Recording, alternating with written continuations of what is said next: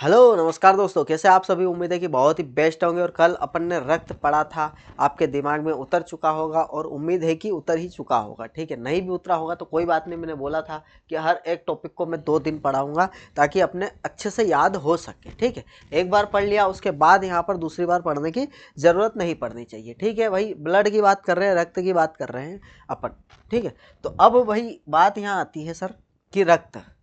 अब रक्त में क्या है, अगर पूछे एग्जामिनर कि सर रक्त क्या है, तो एक तरल संयोजी उत्तक है। क्या है? टिश्यू है रक्त। ठीक है, एक कनेक्टिंग टिश्यू है, ये लिक्विड कनेक्टिंग टिश्यू, इसको ऐसा बोल सकते हैं अपन। ठीक है, दूसरा अगर पूछे अपने से कि सर रक्त का पीएच मान कितना होता है, तो रक्त का पीएच मान होता है भाई 7.4। ठीक है, क्या होता है ये पीएच मान। अब पीएच पैमाना किसने दिया, तो ये किसने दिया है? सोरेनसन ने। किसने दिया था? सोरेनसन। ठीक है, इतना समझ में आ गया। सर रक्त क्या है ये बता दिया अपन ने। रक्त का पीएच मान कितना होता है? 7.4, हल्का क्षारीय होता है। ठीक है, उसके बाद इस पीएच पैमाने की बात करें तो सोरेनसन ने दिया था। ठीक है सर, ये कहानी क्लियर हो गई। अब आगे बढ़े अपन। अगर तो रक्त की बात कर रहे हैं अपन, तो रक्त मेरे भाई खून के अंदर क्या क्या होता है अगर देखा जाए तो, है ना। तो खून के अंदर होता है डब्ल्यूबीसी। क्या होता है? डब्ल्यूबीसी, है ना, और आरबीसी, है ना। रेड ब्लड और ये रेड ब्लड कणिका है अपने, जो लाल रुधिर कणिका बोल सकते हो आप, सफ़ेद, है ना। उसके बाद डब्ल्यूबीसी आरबीसी होता है, उसके बाद प्लेटलेट होता है। ठीक है, प्लेटलेट, है ना, प्लेटलेट्स होता है, डब्ल्यूबीसी होता है और ये होता है। अब इधर सुनो, अगर देखा जाए तो यहाँ पर 55% तो प्लाज्मा होता है। कितना होता है? 55% अपना प्लाज्मा होता है ना। और बाकी सब ये चीज़ें होती है 45%। ठीक है, अब बात करें कि प्लाज्मा में सबसे ज़्यादा अगर पूछे अपने से तो क्या होता है? पानी होता है 90% के आसपास। और उसके बाद बात करें अगर अपन, तो 10% अपना क्या होता है? प्रोटीन होता है। क्या होता है?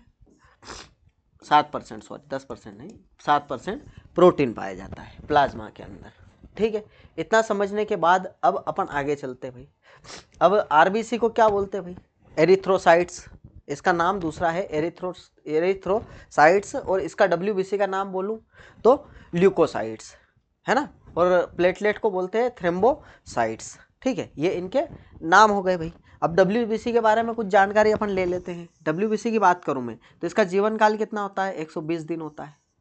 कितना? 120 दिन। अच्छा, ये डब्ल्यूबीसी नहीं, आरबीसी, सॉरी आरबीसी की नहीं, इसका तो सिर्फ 20 दिन के लगभग होता है ना, 15 से 20 दिन होता है। इसकी अगर बात कर रहे हैं अपन, आरबीसी के बारे में बात कर लेते हैं, है ना। तो रेड ब्लड कार्पल से बोलते हैं इसको, है ना। अब इसका 120 दिन होता है। ठीक है, अब इसका कब्रिस्तान किसको बोलते हैं? ये जो, हाँ, एक चीज़ मोस्ट इंपॉर्टेंट है मेरे भाई, जो आरबीसी है, आरबीसी के अंदर केंद्रक नहीं होता है। ठीक है, लेकिन 2 ऐसे जीव है जिसके आरबीसी में केंद्रक होता है। कौन कौन है वो? ऊंट और लामा। कौन है? ऊंट और लामा, है ना। ये 2 ऐसे जीव है जिनके आरबीसी में केंद्रक होता है, और बाकी किसी की आरबीसी में केंद्रक नहीं पाया जाता। इनका जीवन काल कितना है? 120 दिन होता है ना। आरबीसी का जीवन काल 120 दिन होता है। ठीक है, और जो प्लीहा है, क्या है? स्प्लीन बोल सकते हो या फिर प्लीहा। ठीक है, स्प्लीन या प्लीहा, इनको इसका कब्रिस्तान कहा जाता है, आरबीसी का कब्रिस्तान कहा जाता है। ठीक है, ये चीज़ अपने को याद रखनी है। और भाई इधर सुनो, अगर मेन इंपॉर्टेंट बात ये है कि अगर बोले कि खून बनता कहाँ पर है, तो कहाँ पर बनता है? ये बोन मेरो के अंदर बनता है। ठीक है, कहाँ पर बनता है? बोन मेरो के, अस्थि मज्जा के अंदर बनता है, हिंदी में बोले तो, और इंग्लिश में बोले तो बोन मेरो के अंदर। ठीक है, अब इतनी बातें समझ में आ गई। अब भाई इधर सुनो, जो अपने क्या बोल सकते हैं उसको, जो रक्तचाप, उसको नापने की बात करें तो स्पिग्नोमीटर होता है ना। रक्तचाप नापने के लिए स्पिग्नोमीटर होता है। ठीक है, अब आगे अगर अपन देखें तो आगे आपके सामने मैं डिटेल जानकारी बता देता हूँ, वैसे लेकर आया हूँ सभी चीज़ें, और अच्छे से समझ भी लेंगे भाई। अब अपन ने देखा अभी कि रक्त की बात कर रहे थे अपन, तो रक्त की बात करूँ तो एक तरल संयोजी उत्तक ही आपको बता दिया मैंने। पीएच मान 7.4 होता है। इसका हल्का क्षारीय होता है। कितना होता है? एक स्वस्थ वयस्क में लगभग 5 से 6 लीटर खून होना चाहिए, ठीक है। और रक्त शरीर के कुल भार का 7% होना चाहिए, ठीक है। ये चीज़ क्लियर। उसके बाद बात करें तो 2 भाग होते हैं रक्त के, एक तो प्लाज्मा होता है, एक रक्त कणिकाएं होती है ना। प्लाज्मा 55% होता है और ये 45%, 90% पानी और 7% प्रोटीन, ठीक, क्लियर। उसके बाद बात करें तो प्लाज्मा में मुख्य प्रोटीन होता है फाइब्रिनोजन। यही फाइब्रिनोजन जो है ना, यही रक्त को जमाने का काम करता है, ठीक है। और ग्लोबुलिन है ना, ये प्रोटीन होते हैं इसके अंदर प्लाज्मा के। रक्त कणिकाएं 3 प्रकार की होती है, आरबीसी, डब्ल्यूबीसी और प्लेटलेट्स। 3 प्रकार के यहाँ पर रक्त कणिकाएं पाई जाती है। आरबीसी के बारे में एरिथ्रोसाइट्स बोल दिया था, वही नाम है। हाँ, इनका केंद्रक नहीं होता ऊंट और लामा को छोड़ करके। अस्थि मज्जा में इनका निर्माण होता है, 120 दिन इनका जीवन काल है। प्लीहा और यकृत के अंदर नष्ट होते हैं ये, ठीक है। आरबीसी का कब्रिस्तान किसको बोलते हैं? प्लीहा को कहते हैं। लाल कारण कैसे होता है भाई? हीमोग्लोबिन के कारण इनका लाल होता है, ठीक है। लाल रंग का कारण हीमोग्लोबिन होता है, ठीक है। इसके अंदर हीमोग्लोबिन के अंदर आयरन होता है। और मुख्य कार्य क्या होता है हीमोग्लोबिन का? मुख्य कार्य मेरे भाई जो अपने ऑक्सीजन है ना, उसको ले जाना लाने का काम करता है। ये ऑक्सीजन का परिवहन करना इसका काम होता है हीमोग्लोबिन का, ठीक है। ये चीज़ समझ गए।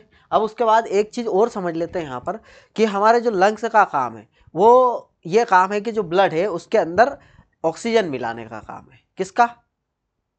लंग्स का, फेफड़ों का काम है, ठीक है। और हार्ट है हमारा जो दिल है, उसका काम है पंप करना, ठीक है। और उसके बाद अगर बात करें अपन तो उसके बाद सर किडनी का क्या काम है? तो किडनी रक्त को शुद्धिकरण करती है। क्या करती है? रक्त का शुद्धिकरण, ठीक है। ये चीज़ अपने को एक्स्ट्रा में याद रखनी है भाई। डब्ल्यूबीसी को ल्यूकोसाइट्स बोलते हैं, शरीर के सैनिक कहते हैं इनको। इनमें केंद्रक मौजूद होता है और अस्थि मज्जा के अंदर, बोन मेरो के अंदर ये भी बनते हैं, ठीक है। जीवन काल इनका 10 से 15 दिन ही होता है सिर्फ, और बहुत कम होते हैं। सबसे बड़ी कोशिका मोनोसाइट्स है इनकी, और लिम्फोसाइट्स एंटीबॉडी बनाती है। इस चीज़ का अपने को ध्यान में रखना है, ठीक है। अब प्लेटलेट की बात करता हूँ मैं। प्लेटलेट को थ्रोम्बोसाइट्स बोलते हैं, ठीक है। मुख्य कार्य इनका रक्त का थक्का जमाना है। केंद्रक नहीं होता है इसके अंदर। जीवन काल की बात करो तो 8 से 12 दिन ही होता है। रक्त समूह की बात करी थी अपन ने, कार्ल लैंडिस्टर ने 1900 में इसकी खोज करी थी, है ना। वर्गीकरण एंटीजन और एंटीबॉडी की उपस्थिति पर होता है। ओ नेगेटिव की बात करेंगे यहाँ पर, ओ नेगेटिव और ए बी पॉजिटिव, है ना। ये सर्वदाता है, मतलब ये सर्वदाता है, ठीक है। किसी को भी दे सकता है ये ओ नेगेटिव, है ना। और ये सर्वग्राही ए बी प्लस वाला कोई सा भी खून अपने अंदर ले सकता है, ठीक है। प्राप्त करता है ये ए बी नेगेटिव पॉजिटिव, ठीक है। और RH फैक्टर की खोज लैंडिस्टर ने करी थी। आगे बढ़ो। रक्त का थक्का जमाने की बात करी थी। रक्त का थक्का जमाना, प्लेटलेट और फाइब्रिनोजन की बात करें। फाइब्रिनोजन अगर निकाल ले तो सीरम बन जाता है। क्या बन जाता है? सीरम बन जाता है, ठीक है। और थक्का जमने में आवश्यक है कौन? विटामिन के। अगर हेपरिन, ये जो हेपरिन है ना सर, अब इधर सुनो, जो ब्लड है बाहर निकलने के बाद जम जाता है, तो सर वहाँ वहीं के वहीं क्यों नहीं जमता? शरीर के अंदर ही। तो ये जो है ना हेपरिन, ये रक्त को जमने से रोकता है मेरे भाई अपने शरीर के अंदर, ठीक है। यही एक ऐसा है जो अगर ये नहीं रहे तो अंदर भी जम जाएगा, शरीर के अंदर भी अपना रक्त जम जाएगा। ब्लड प्रेशर की बात कर लेते हैं। स्पिग्नोमीटर बोला था, 120 से 80 इसका रहता है सामान्य बीपी। हाई बीपी को क्या बोलते हैं? हाइपरटेंशन। और हाइपोटेंशन लो बीपी को बोलते हैं, ठीक है। इतनी बात समझ में आ गई। इससे रोग कौन कौन से होते हैं भाई? एनीमिया रोग होते हैं, हीमोग्लोबिन की कमी हो जाती है तो ये एनीमिया। और ल्यूकेमिया का, रक्त कैंसर, है ना। डब्ल्यूबीसी की असामान्य वृद्धि अगर हो जाती है, बढ़ जाती है, अगर डब्ल्यूबीसी बढ़ जाता है तो रक्त कैंसर हो जाता है, ल्यूकेमिया बोलते हैं उसको, ठीक है। उसके बाद महत्वपूर्ण तथ्य आपके सामने है। रक्त परिसंचरण की खोज विलियम हार्वे ने करी थी, है ना। धमनियाँ क्या करती है? शुद्ध रक्त को लेकर जाती है, ठीक है। और सिराएं क्या करती है? अशुद्ध रक्त को लेकर जाती है, ठीक है। और शुद्ध रक्त ऑक्सीजन रिच होता है, इसके अंदर ऑक्सीजन मिला होता है शुद्ध रक्त के अंदर। अशुद्ध के अंदर कार्बन डाइऑक्साइड होता है, ठीक है। आरबीसी की संख्या अगर बात करें तो हीमोसाइटोमीटर से मापी जाती है ना। ये याद रखना, हो सकता है पूछ ले। आरबीसी की संख्या जो है वो हीमोसाइटोमीटर से मापी जाती है, ठीक है। और रक्त वाहिकाओं में रक्त जमने से रोकने वाला कौन है? हेपरिन है, मैंने बताया था आपको, है ना। और रक्त विकारों का अध्ययन हेमाटोलॉजी कहा जाता है ना। ये मोस्ट इंपॉर्टेंट IMP है ना। अगर ये पूछ ले कि जो रक्त के अध्ययन को क्या कहते हैं तो हिमेटोलॉजी कहते हैं, ठीक है। आइए प्रश्न की तरफ बढ़ते हैं अपने। पौधों में वह जनन विधि क्या है जिसमें मूल पौधे की जड़, तना या पत्तियों से नए पौधे बनते हैं? तो क्या है भाई? वानस्पतिक प्रजनन, क्या है, वनस्पतिक प्रजनन, ठीक है। नेक्स्ट, किस प्रणाली में द्रव्यमान और ऊर्जा दोनों का आदान प्रदान संभव है, तो ये खुली प्रणाली के अंदर संभव है, ओपन सिस्टम के अंदर संभव है, ठीक है। अगर बात करूं जलवायु किससे प्रभावित नहीं करती है, तो जलवायु किससे प्रभावित नहीं करती है, ये घूर्णन को नहीं करती, ऑप्शन नंबर सी करेक्ट है। जो जलवायु हमारे वो घूर्णन को, तापमान को प्रभावित करती है, धूप को, स्थान को, ठीक है, ये जो घूर्णन है उसको नहीं करती। जीवन काल में जैविक और अजैविक घटकों की निरंतर अंतःक्रिया इसे किस प्रकार प्रणाली बनाती है, तो ये गतिशील लेकिन स्थिर, गतिशील लेकिन स्थिर, ऑप्शन नंबर बी करेक्ट है। और भारत के समुद्री मत्स्य संसाधनों में कितनी किलोमीटर समुद्र तट रेखा शामिल है, तो ये 7,500 किलोमीटर, ठीक है, ऑप्शन नंबर सी करेक्ट है। और निषेचन के दौरान शुक्राणु और अंडाणु का कौन सा भाग मिलकर एकल नाभिक बनाता है मेरे भाई, तो ये क्या है, नाभिक, ऑप्शन नंबर बी करेक्ट है। और सामान्य आग से पड़ने की सबसे आरामदायक दूरी कितनी होनी चाहिए, 25 सेंटीमीटर होनी चाहिए, है ना। और निम्नलिखित में से कौन सा अर्धचालक है, सेमीकंडक्टर कौन सा है भाई, सेमीकंडक्टर सिलिकॉन है ना।